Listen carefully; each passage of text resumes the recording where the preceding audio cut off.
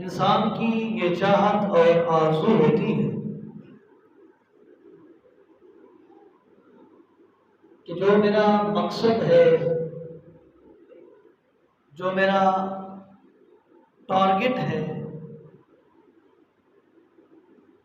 جو میرا ایم اور نشانہ ہے،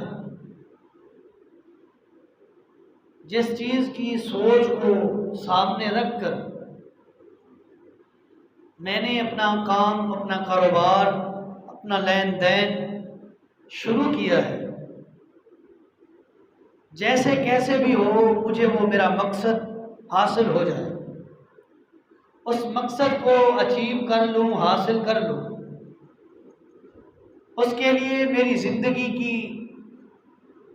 قیمتی سے قیمتی چیز صرف ہو جائے، کوئی سروکار نہیں، جو میرا مقصد ہے اس کو حاصل کر لیا جائے۔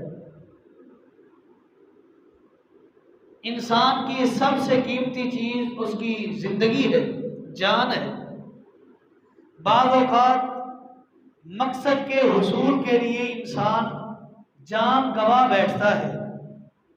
لیکن مقصد حاصل نہیں ہوتا، اور کبھی کبھار انسانی زندگی بھی محفوظ ہو جاتی ہے، اور جو انسان کا مقصد ہے، جو اس نے اپنا نشانہ اور اپنے لیے جس چیز کو اہمیت دی، اس اہم چیز کو حاصل کر لیتا ہے۔ جب دنیاوی معاملے میں، جب دنیا میں رہتے ہوئے دنیاوی کاموں میں اپنے مقصد کے حصول کے لیے زندگی داؤ پر لگائی جا سکتی ہے، زندگی گنوا بیٹھنا منظور ہے، مر جانا قبول ہے، کہ میرا مقصد فوت نہ ہو، تو کیوں نہ اس مقصد کے لیے اتنی کوشش کی جائے کہ جس کے ذریعے انسان کی دنیاوی زندگی بھی بہتر گزرے، اور آخرت میں بغیر حساب کتاب اللہ رب کائنات جنت کا داخلہ نصیب ہے۔ یہ دنیاوی معاملات، یہ شب و روز کی محنتیں، کوششیں، کاوشیں، یہ ہمارے دنیاوی مقاصد، یہ ہماری دنیاوی اہمیت کی حامل چیزیں، یہ صرف دنیا تک ہی رہیں گی اگر اس مقصد کو حاصل کر لیا جائے جو دنیا میں بھی فائدہ دے، آخرت میں بھی فائدہ دے، تو وہ انتہائی اہم مقصد ہے۔ ہم میں سے ہر ایک کی چاہت ہے، منشا ہے، آرزو ہے، تمنا ہے، کوشش بھی کرتے ہیں کبھی کبھار، اور کبھی کبھار کوشش نہیں، خالی خواہش ہے کہ اللہ رب کائنات بغیر حساب کتاب، بغیر پوچھ گچھ، بغیر کسی سوال کے اللہ رب کائنات جنت کا داخلہ دے دے، جنت کا داخلہ ملے گا، جنت کا دخول ہوگا، جنت کا حصول ہوگا، لیکن خوش نصیب وہ ہوں گے جن سے کسی قسم کا سوال نہ کیا جائے، بغیر سوال کیے، بغیر پوچھ گچھ کے، بغیر حساب کتاب کے، شکل و صورت، شکل و شباہت، خوبصورتی اور خوبصیرتی کو دیکھ کر جنت کا داخلہ مل جائے۔ یہ سب سے اہم ترین مقصد ہے جس کو حاصل کر لیا ہے۔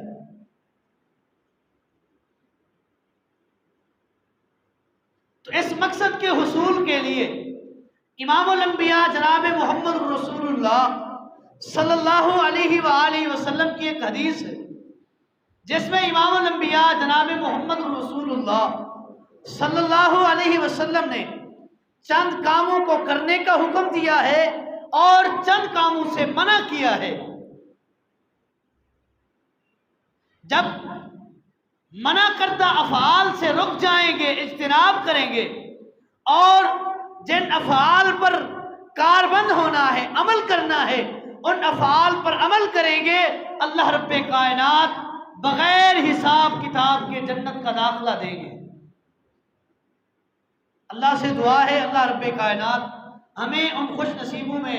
شامل فرما دے جن سے اللہ رب کائنات کی طرف سے کوئی پوچھ کوئی سوال و جواب نہ ہو۔ ایک دن امام الانبیاء جناب محمد الرسول اللہ صلی اللہ علیہ وسلم تشریف فرما ہے، صحیح بخاری صحیح مسلم کی روایت ہے۔ آپ علیہ الصلوۃ والسلام نے فرمایا کہ ایک رات خواب میں میرے اوپر امتوں کو پیش کیا گیا، عرضت علی الامم، میرے اوپر امتوں کو پیش کیا گیا، فَإِذَا النَّبِيُّ مَعَهُ الرَّهْطُ، میں نے ایک نبی دیکھا، پہلی امتیں پیش کی گئیں، ان امتوں میں ایک نبی دیکھا جس کے ساتھ ایک لشکر تھا، رہط عربی زبان میں اس لشکر کو کہتے ہیں جس کی تعداد 3 سے 10 کے درمیان ہو، 3 سے 10 کے درمیان ہو، اس کو عربی میں رہط کہتے ہیں۔ تو ایک نبی کے ساتھ ایک رہط تھا۔ ایک اور نبی امام الانبیاء فرماتے ہیں میرے اوپر پیش کیا گیا، اس کی امت دکھلائی گئی، مَعَهُ الرَّجُلُ وَالرَّجُلَانِ، اس راحت سے بھی کم، اس راحت سے بھی کم 1 یا 2 آدمی تھے، اس کے ماننے والے، اس کے امتی، اس کا کلمہ پڑھنے والے، اس کی شریعت پر عمل پیرا ہونے والے 1 تھے یا 2 تھے۔ ایک کے ساتھ 3 سے 10 کے درمیان آدمی تھے اور ایک نبی کے ساتھ 1 یا 2 آدمی تھے۔ وَالنَّبِيُّ وَلَيْسَ مَعَهُ أَحَدٌ، ایک نبی ایسا بھی تھا جس کا ماننے والا کوئی نہیں تھا۔ فَإِذَا سَوَادٌ عَظِيمٌ فَظَنَنْتُ أَنَّهُمْ أُمَّتِي، امام الانبیاء جناب محمد الرسول اللہ فرماتے ہیں پھر اچانک ایک بہت بڑا لشکر مجھے دکھایا گیا اور میں نے یہی گمان کیا یہ میری امت ہے، میری امت ہے، لیکن فقیل علی، مجھ سے کہا گیا ہذا موسیٰ وقومہ، یہ موسیٰ علیہ السلام اور ان کی قوم ہے، یہ وہ لوگ ہیں۔ پھر امام الانبیاء فرماتے ہیں فَإِذَا سَوَادٌ عَظِيمٌ فَقِيلَ لِي هَذَا أُمَّتُكَ، اے اللہ کے رسول، اے محمد صلی اللہ علیہ وسلم، یہ آپ کی امت ہے، یہ آپ کی امت ہے، لیکن ساتھ ساتھ یہ خوشخبری ہے آپ کی امت میں کچھ ایسے خوش نصیب ہیں جن کی تعداد 70,000 ہے، وہ 70,000 وہ خوش نصیب ہیں جو بغیر حساب کتاب کے جنت میں داخل ہو جائیں گے، بغیر حساب کتاب کے جنت میں داخل ہو جائیں گے۔ یہاں رک کر میں ایک بات کی وضاحت کرنے لگا ہوں، آج کل سوشل میڈیا کا دور ہے، اسکولی تعلیم، عصری تعلیم حاصل کر کے اس سے اپنے آپ کو مزین کر کے بڑا قابل اور علمی شخصیت منوانے کا ایک ارادہ رکھتے ہوئے یہ اعتراض پیش کیا جاتا ہے کہ آج کل علماء کرام کی زبان میں وہ تاثیر نہیں جو پہلے علماء کرام کی زبان میں تاثیر تھی، بات کرتے تھے ماننے کے لیے لوگ تیار ہو جاتے تھے۔ میرا یہاں رک کر ایک سوال ہے، کیا اللہ کے پاک پیغمبر، انبیاء کرام کی ہستیاں جن کے ماننے والے 3 اور 10 کے درمیان، کبھی کسی نبی کا ماننے والا 1 یا 2، ایک نبی ایسا بھی جس کے ماننے والے نہیں تھے، کیا ان کی نعوذ باللہ الیاذ باللہ ان کی زبان میں تاثیر نہیں تھی؟ تاثیر تھی،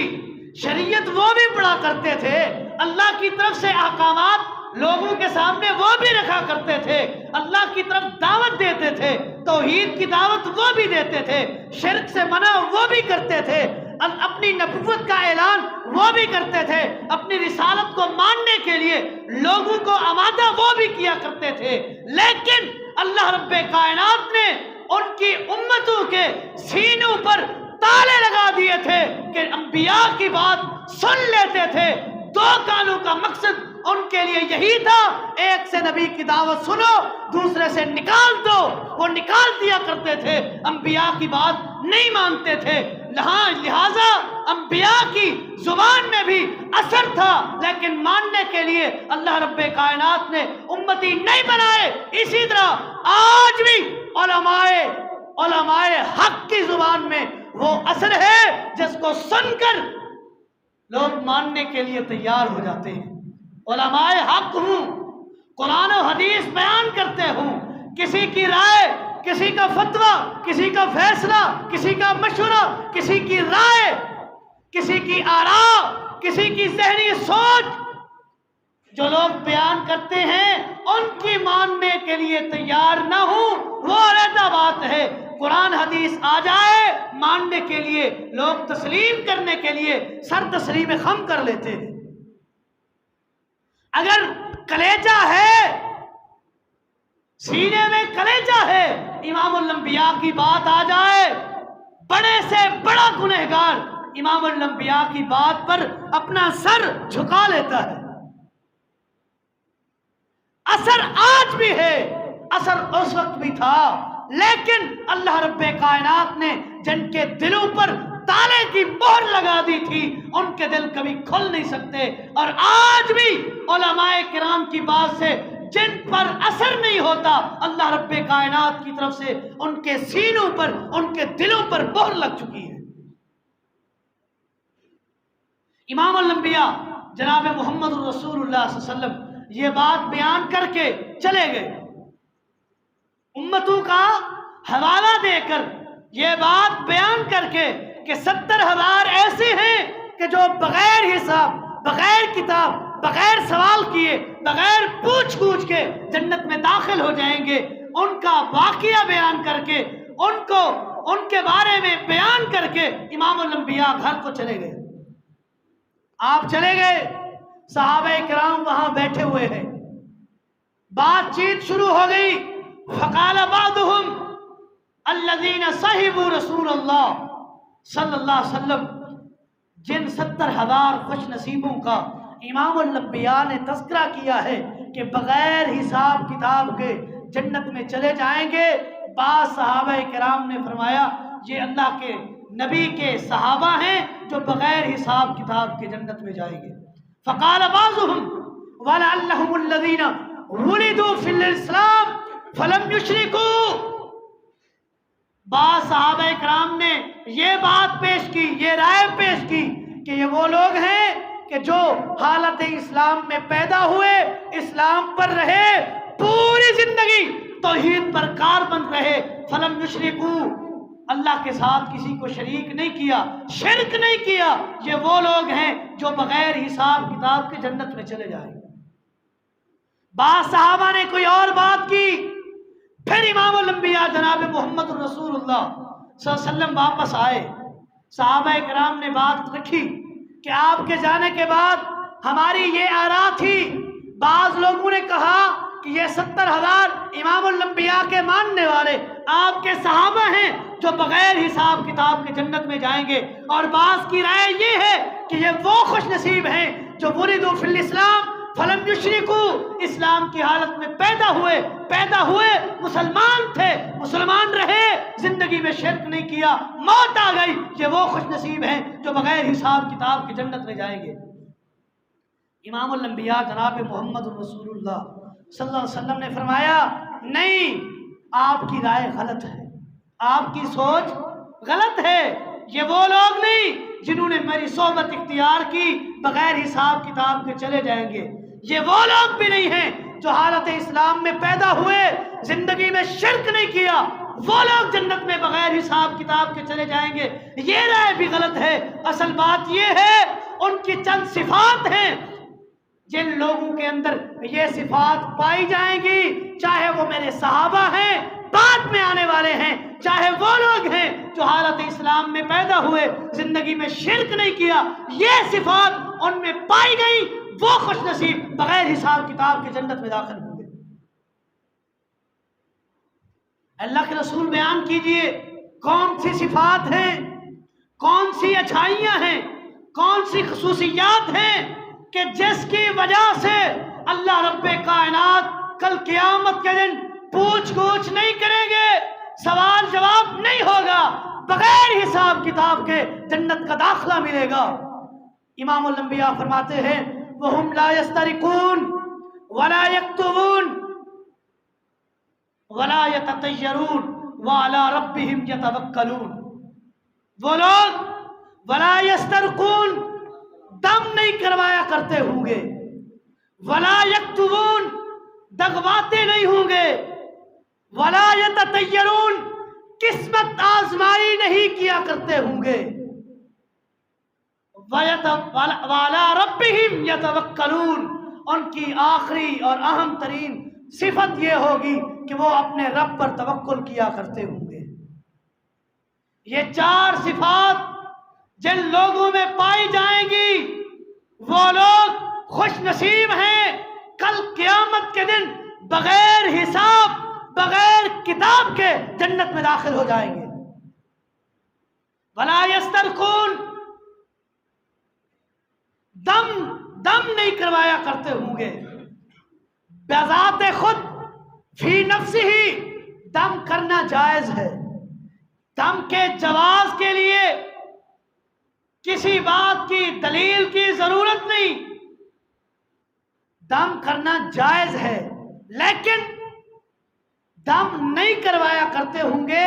اس لیے کہ ان کے توکل میں کمی آ جائے گی۔ اپنے توکل کو ٹھارس بنانے کے لیے، توکل مضبوط کرنے کے لیے، چاہے کتنی آفت آ جائے، مصیبت آ جائے، بیماری آ جائے، بیماری آنے کے باوجود بھی دم نہیں کرواتے ہوں گے۔ علماء کرام نے ایک اور معنی لکھا ہے، کہتے ہیں کہ خود کسی سے طلب کر کے دم نہیں کرواتے ہوں گے۔ کسی نیک آدمی کو، کسی مولوی صاحب کو، کسی قاری صاحب کو دیکھ لیا، تھوڑی سی طبیعت میں اونچ نیچ ہے، نشیب و فراز ہے، جی مولوی صاحب دم کریں، طلب کر کے دم نہیں کرتے ہوں گے۔ اگر کوئی بندہ بیمار ہے، لاغر حالت میں موجود ہے، کوئی پوچھنے والا پہنچ گیا، اس نے جا کر اپنی مرضی سے دم کر لیا تو اس کے توکل میں کسی قسم کی کمی نہیں آئے گی اور وہ اس صفت سے محروم نہیں ہوگا۔ وَلَا يَسْتَرْقُونَ دم نہیں کروایا کرتے ہوں گے۔ امام الانبیاء جناب محمد رسول اللہ صلی اللہ علیہ وسلم پر جبریل امین نے دم کیا تھا۔ ورق النبی صلی اللہ علیہ وسلم و اصحابہ، امام الانبیاء نے اپنے صحابہ کو دم کیا ہے۔ دم کرنا بنفس ہی درست ہے، جائز ہے، لیکن توکل کو، اللہ پر بھروسے کو، اعتماد کو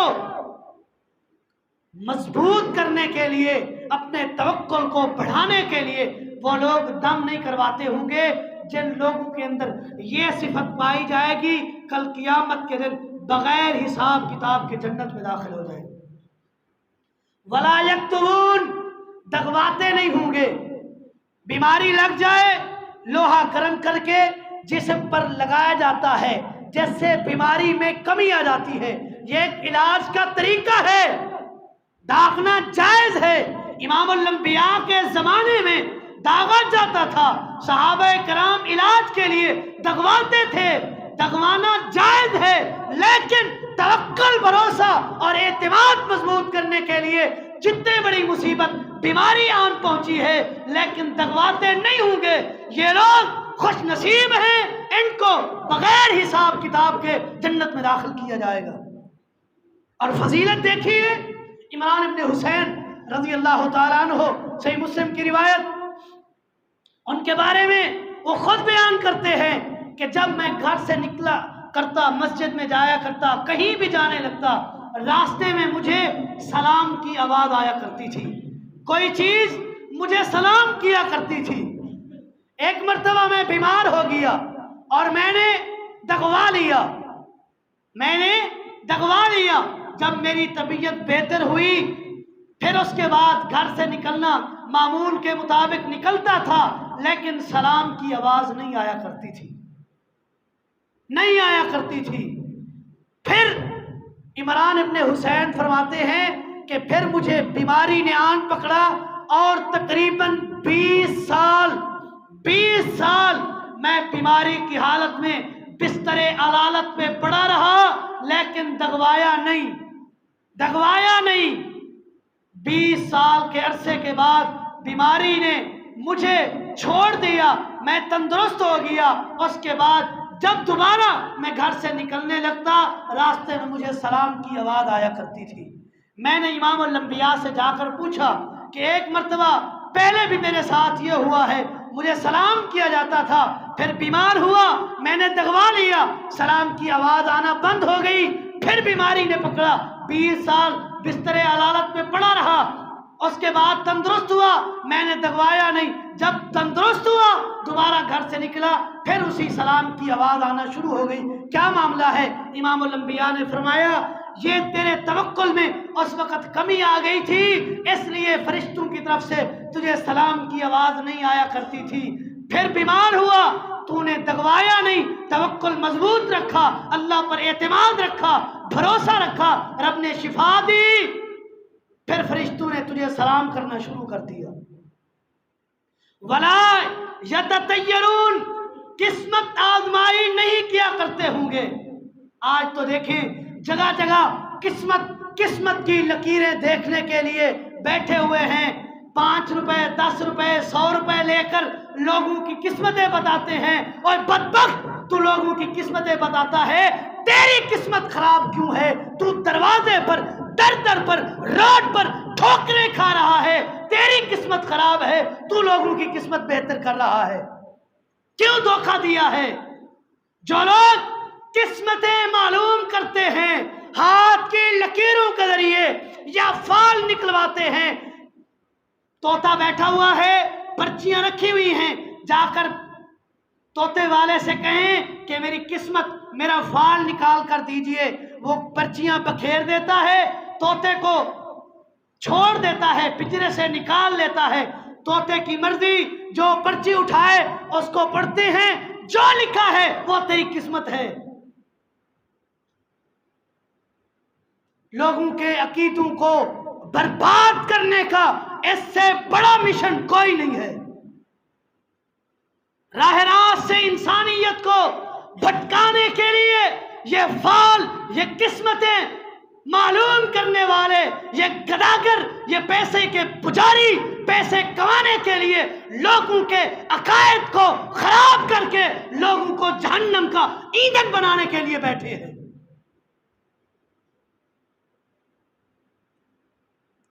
جن کے ہاتھ نہیں ان کی قسمتیں کہاں ہیں؟ جو پیدائشی بغیر ہاتھ کے ہیں ان کی قسمت کہاں ہے؟ ہاتھوں کی لکیر دیکھ کر تیری شادیاں اتنی ہوں گی، تیری فلاں قسمت ہے، تیرا فلاں کاروبار کھل جائے گا، تیری فلاں نوکری لگ جائے گی، تجھے فلاں جگہ سے انکم آنا شروع ہو جائے گی، اور لوگوں کی قسمتیں بتاتے ہو۔ بدبختو، اپنی قسمت تو دیکھو،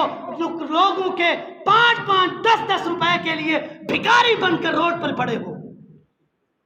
اپنی قسمت تو چمکا لو، لوگوں کی قسمتیں چمکانے کے لیے بیٹھے ہو۔ وَعَلَىٰ رَبِّهِمْ يَتَوَكَّلُونَ، آخری صفت ان لوگوں کی یہ ہوگی کہ اپنے رب پر بھروسہ کرتے ہوں گے، اعتماد رب پر، یقین رب پر، بھروسہ رب پر، توکل رب پر۔ جب انسان کا اعتماد، یقین، توکل، بھروسہ رب پر ہو جائے، رب کائنات نکلنے کے راستے بنا دیتا ہے۔ مَن يَتَّقِ اللَّهَ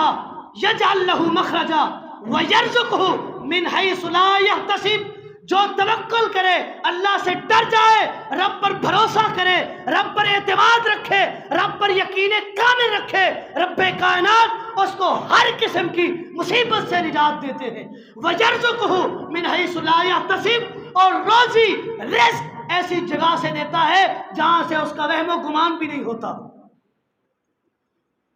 امام الانبیاء فرماتے ہیں لو انکم تتوکلون علی اللہ حق توکلہ لرزقکم کما یرزق الطیر۔ اور انسانیت کہاں بھٹکی پھر رہی ہے، کہاں چلی گئی ہے؟ لو انکم تتوکلون علی اللہ، اگر پوری کائنات اپنے رب پر اعتماد کر لے، بھروسہ کر لے، یقین کامل رب پر کر لے، اور اس طرح یقین کرے، اعتماد کرے جس طرح اعتماد اور بھروسہ کرنے کا حق میرے رب کے لیے ہے، اسی طرح رب پر یقین کرے، لا یرزق الطیر، اللہ رب کائنات توکل کرنے والوں کو رزق اس طرح دے گا جس طرح رب کائنات پرندوں کو رزق دیتا ہے۔ کبھی کسی پرندے کو دیکھا ہے کہ اس نے اپنا کھانا پینا سٹور کر کے رکھا ہو، دانے اکٹھے کر کے جمع کر کے رکھے ہوں جس طرح ہم نے رکھے ہیں؟ پوری سال کی گندم آٹا خرید کر کے اس کو محفوظ جگہ پر رکھتے ہیں تاکہ کسی قسم کی پریشانی نہ ہو۔ جب انسانیت رب پر توکل کرے، اللہ رب کائنات فرماتے ہیں اے نبی اعلان کر دیجئے ان کو میں رزق وہاں سے دوں گا جہاں سے ان کا وہم و گمان نہیں ہوگا۔ رزق کیسے دوں گا؟ جس طرح پرندوں کو دیتا ہوں۔ تغدو خماسا وتروح بطانا، صبح صبح پرندے اپنے گھونسلوں سے بھوکے پیٹ نکلتے ہیں، شام کو پیٹ بھر کر اپنے گھونسلوں کو واپس لوٹتے ہیں۔ پھر صبح نئی روٹین، شام کو پیٹ بھر کے، صبح پیٹ خالی، شام کو پیٹ بھر کے واپس آتے ہیں۔ امام الانبیاء فرماتے ہیں جو رب پر اعتماد یقین کامل کر لے اس کو رزق ایسی جگہ سے دوں گا، ایسا رزق دوں گا جس طرح میں پرندوں کو دیتا ہوں۔ توکل تو کرو، بھروسہ تو کرو، اعتماد تو کرو، فال نہ نکلواؤ، قسمتیں نہ آزماؤ، دغواؤ نہ، دم طلب کر کے نہ کراؤ۔ جب یہ صفتیں، یہ خصوصیات پیدا ہو جائیں گی انشاءاللہ رب کائنات بغیر حساب کتاب کے جنت میں داخل کریں گے۔ جب امام الانبیاء نے یہ بات بیان کی، ایک صحابی رسول کھڑے ہو گئے، نام عکاشہ ابن محصن ہے رضی اللہ تعالیٰ عنہ، کہنے لگے اللہ کے رسول مجھ ناچیز کے لیے دعا کرو، اللہ رب کائنات مجھے ان خوش نصیبوں میں داخلہ دے دے، ان میں شامل کر دے جو بغیر حساب کتاب کے جنت میں داخل ہو۔ امام الانبیاء نے فرمایا انت منہم اے عکاشہ، تو انہی میں سے ہے۔ پھر امام الانبیاء فرماتے ہیں میں نے رب سے دعا کی فاستددت ربی فزادنی، میں نے رب سے مطالبہ کیا اے اللہ 70,000 کم ہیں، 70,000 کم ہیں، اس سے زیادہ کر دے۔ اللہ رب کائنات نے فرمایا اے محمد صلی اللہ علیہ وسلم آپ خوشخبری دیجئے، اعلان کر دیجئے 70,000 نہیں، ہر 1000 کے ساتھ 70,000 اور شامل کر لو جن کو میں بغیر حساب کتاب کے جنت میں داخل کروں گا۔ اور ان کی پہچان کیا ہوگی؟ امام الانبیاء فرماتے ہیں کل قیامت کے دن وہ آئیں گے، ان کا چہرہ اس طرح چمک رہا ہوگا جیسے 14ویں کا چاند ہوتا ہے۔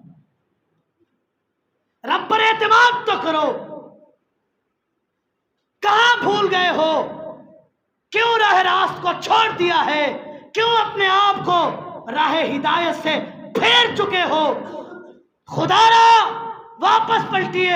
اس عقیدے کی طرف، اس اعتماد کی طرف، اس توکل کی طرف جس توکل کی دعوت اللہ رب کائنات نے دی ہے، جس اعتماد کی دعوت اللہ رب کائنات نے دی ہے، جس کام سے بچنے کی دعوت رب کائنات نے دی ہے۔ اللہ فرماتے ہیں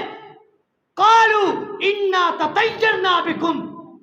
لئن لم تنتہوا لنرجمنکم وليمسنکم منا عذاب علیم۔ جب تم لوگ فالے نہیں نکلواؤ گے، اپنی قسمتیں چیک نہیں کرواؤ گے اور رب پر اعتماد اور بھروسہ کرو گے، رب پر توکل کرو گے، رب کائنات کی طرف سے انعامات کے اعلان ہوں گے۔ آج سے یہ تہیہ کیجئے کہ یہ 4 صفات، پہلے تو یہ چاروں کی چاروں صفات اپنے اندر پیدا کرنے کی کوشش کریں گے، وگرنہ کم از کم ایک صفت تو پیدا کر لیں، ایک صفت تو پیدا کر لیں، کسی ایک صفت کی وجہ سے کل قیامت کے دن جب رب کی دربار میں پہنچے ہمارے چہرے 14ویں کی چاند کی طرح چمک رہے ہوں اور رب کہے تو تجھ سے کوئی پوچھ گچھ نہیں ہے، سوال نہیں ہے، کوئی سوال نہیں، کوئی جواب نہیں، کوئی پوچھ گچھ نہیں، بغیر حساب کے جنت میں چلے جاؤ۔